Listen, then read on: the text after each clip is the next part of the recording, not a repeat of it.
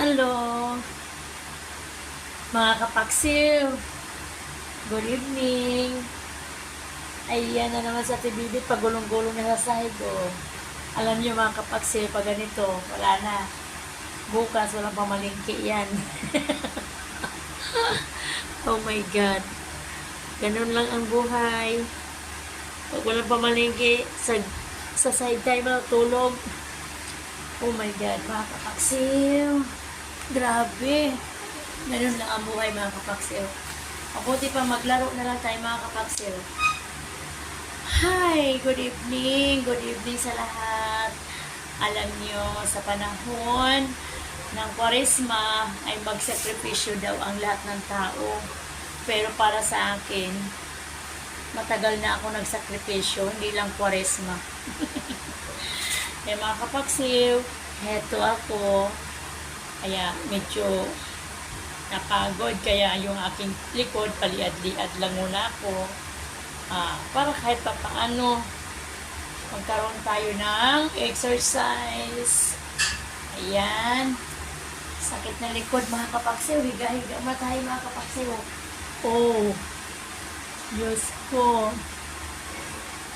Ganun lang ang buhay, mga kapaksiw. Grabe. Man. Yes. Grabe, mga kapaksiw. Ilapat yung ulo. Ay, nako. 1, 2, 2, 3. Maglalaro na lang tayo mag-isa. Para ang stress natin matanggal. Kaya dito tayo sa ating video, hahataw. Dito tayo hugot ng lakas na loob. Tingnan natin yung sarili natin kung tama ba o mali yung ginagawa natin. Pero, yun po yung nagbigay sa atin ng lakas ng loob kung paano po tayo humarap sa kamera, mga kapaksiw. Kaya mga kapaksiw, good evening. Ayan sa tibibit. Nakasalampak na naman sa sahig. Alamin nyo, kahit ganito lang ang sitwasyon ko, kahit pa paano, baka sabihin niyo nabaliw na ako. Hindi. Gusto ko lang iliad yung likod ko. Kasi gusto ko lang na ma-exercise ko.